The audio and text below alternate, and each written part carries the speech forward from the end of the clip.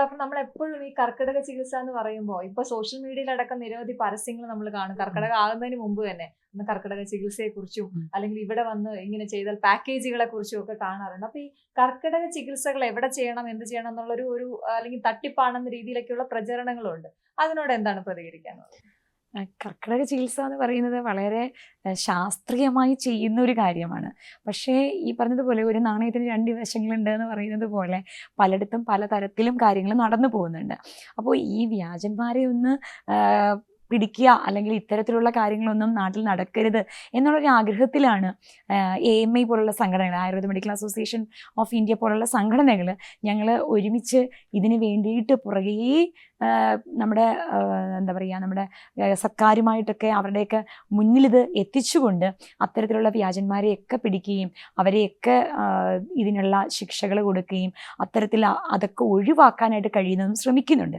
എങ്കിൽ പോലും പലയിടത്തും ഇത്തരം കാര്യങ്ങൾ ഇനിയും നടക്കുന്നുണ്ട്. ഇതിൻ്റെ പിന്നാലെ നമുക്ക് ഇനിയും പോകേണ്ടതുണ്ട്. പക്ഷെ പ്രത്യേകിച്ചും എനിക്ക് പ്രേക്ഷകരോട് പറയാനുള്ളത്, അവിടെ കൃത്യമായിട്ടും വളരെ വിദഗ്ധരായിട്ടുള്ള ഡോക്ടർമാരെ തന്നെ കണ്ട് കൃത്യമായിട്ട് ഇതിനുള്ള ചികിത്സ നേടണം എന്നുള്ളത് നമ്മളുടെ ഒരു ഉത്തരവാദിത്തമായി മാറേണ്ട ഒരു കാലമാണ്. കാരണം നമ്മളെല്ലാവരും വളരെ സാക്ഷരരായിട്ടുള്ളവരാണ്. ഒരിക്കലും നമ്മൾ ഇത്തരം പരസ്യങ്ങൾക്കൊന്നും അടിമപ്പെടാതെ ഒരിക്കലും കൃത്യമായിട്ടുള്ള രജിസ്റ്റേർഡ് ആയിട്ടുള്ള മെഡിക്കൽ പ്രാക്ടീഷണേഴ്സിൻ്റെ അടുത്ത്, അത് ഗവൺമെൻറ് തലത്തിലിരിക്കുന്ന ഡോക്ടേഴ്സ് ആവട്ടെ, പ്രൈവറ്റ് മേഖലയിൽ വർക്ക് ചെയ്യുന്ന ഡോക്ടേഴ്സ് ആവട്ടെ, എവിടെയും നല്ലതും ചീത്തയും നമുക്ക് അന്വേഷിച്ചറിയാനും മനസ്സിലാക്കാനും സാധിക്കും. അപ്പോൾ അവിടെയൊക്കെ രജിസ്റ്റേർഡ് ആയിട്ടുള്ള മെഡിക്കൽ പ്രാക്ടീഷണേഴ്സ് ആണോ, ഈ പറയുന്ന ക്ലിനിക്കുകൾ അല്ലെങ്കിൽ ഈ പറയുന്ന ഹോസ്പിറ്റലുകൾ കൃത്യമായിട്ടും ഒരു ഡോക്ടറുടെ നേതൃത്വത്തിലാണോ നടക്കുന്നത്, അതിൻ്റെയൊക്കെ ഒതൻറ്റിസിറ്റി മനസ്സിലാക്കി അത്തരത്തിലുള്ള ചികിത്സ തന്നെ നാം നേടണം എന്നുള്ളതാണ് എനിക്ക് നിങ്ങളോട് പറയാനുള്ളത്.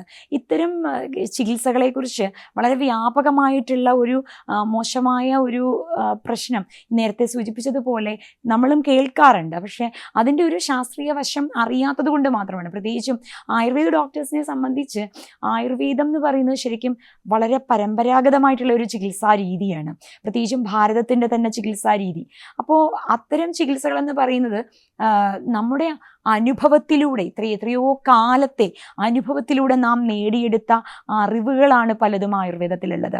പിന്നീട് ചികിത്സ എന്ന നിലയിലും അത് കൂടാതെ തന്നെ ഇന്ന് ഒരുപാട് റിസർച്ച് വർക്ക്സ് നടക്കുന്ന ഒരു മേഖല കൂടിയാണ് ആയുർവേദ ശാസ്ത്രം. നമുക്കറിയാം, റിസർച്ച് ഫൗണ്ടേഷൻസിൻ്റെ അതെന്ന് മെഡിക്കൽ അസോസിയേഷൻ ഓഫ് ഇന്ത്യയുടെ അണ്ടറിൽ വരുന്ന റിസർച്ച് ഫൗണ്ടേഷൻ ആവട്ടെ, ഇപ്പോൾ ഗവൺമെൻറ്റിൻ്റെ അണ്ടർടേക്കണിൽ വരുന്ന റിസർച്ച് വിങ്ങുകളാവട്ടെ, അവിടെയൊക്കെ എത്ര കൃത്യമായി നമ്മുടെ റിസർച്ച് വർക്ക്സ് നടത്തിയാണ് നമ്മൾ ഓരോ കാര്യങ്ങളും നമ്മൾ ജനങ്ങളുടെ മുമ്പിലേക്ക് എത്തിക്കുന്നത്. അപ്പോൾ അത്തരത്തിലുള്ള ഒരു നല്ല ചികിത്സാലയത്തിൽ പോയി ചികിത്സകൾ തേടുക എന്നുള്ളതാണ് നമ്മൾ വളരെയേറെ ശ്രദ്ധിക്കേണ്ട ഒരു വസ്തുത. പ്രത്യേകിച്ചും കർക്കിടക ചികിത്സ, അതായത് ഔഷധ സേവയാവട്ടെ, ഈ പറയുന്ന ചികിത്സാമുറകളാവട്ടെ, ഇവയൊക്കെ കൃത്യമായി കിട്ടുന്ന ഒരു സ്ഥലത്ത്, കൃത്യമായി കിട്ടുന്ന ചികിത്സാലയങ്ങളിൽ കൃത്യമായ ഡോക്ടേഴ്സിൻ്റെ നിർദ്ദേശപ്രകാരം നാം അത് രണ്ടും സ്വീകരിക്കണം. എന്നാൽ എല്ലാവർക്കും ചികിത്സയുടെ ആവശ്യം വേണ്ടി വരില്ല. ചികിത്സ വേണ്ടി വരുന്നത് എവിടെയാണ്?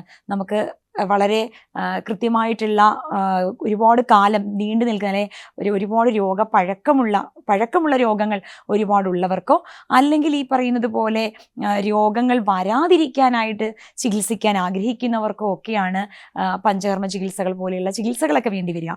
അല്ലെങ്കിൽ നമുക്ക് ഔഷധ സേവ, അല്ലെങ്കിൽ കർക്കിടക കഞ്ഞി, അല്ലെങ്കിൽ പത്തിലക്കഞ്ഞി, ദശപുഷ്പങ്ങളൊക്കെ വെച്ചിട്ട് കഞ്ഞി ഉണ്ടാക്കി കുടിക്കുക, ഇത്തരത്തിലുള്ള മാർഗങ്ങൾ മാത്രമാവാം.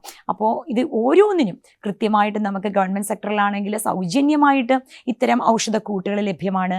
അപ്പോൾ അവിടെയാണെങ്കിൽ നമുക്ക് ഓരോ പഞ്ചായത്ത് തലത്തിലും മുനിസിപ്പാലിറ്റിയിലും കോർപ്പറേഷനിലും ഒക്കെ നമുക്ക് വിദഗ്ധരായ ഡോക്ടേഴ്സിൻ്റെ സേവനം കൂടി ലഭ്യമാണ്. ഇവയൊക്കെ സൗജന്യമായി നമുക്ക് കിട്ടുന്ന സർക്കാർ തലത്തിൽ വരുന്ന കാര്യങ്ങളാണ്. അവിടെയൊക്കെ നമുക്ക് പോയിട്ട് ഇത്തരം മരുന്നുകൾ വാങ്ങിക്കുവാനും ഉപയോഗിക്കുവാനും ചികിത്സ നേടുവാനും സാധിക്കും. ഇനിയല്ല, പ്രൈവറ്റ് മേഖലയിലേക്ക് പോകുമ്പോഴും അവിടെയും നമുക്ക് കൃത്യമായിട്ടും ഓരോ ചികിത്സാലയങ്ങളുടെയും കൃത്യമായ രജിസ്ട്രേഷനും ലൈസൻസും ഒക്കെ ഉള്ള സ്ഥലങ്ങളെ ചോയ്സ് ചെയ്യാൻ ഇന്ന് നമ്മളുടെ ഇടയിൽ ആർക്കും വലിയ ബുദ്ധിമുട്ടുള്ള ഒരു കാര്യമല്ല.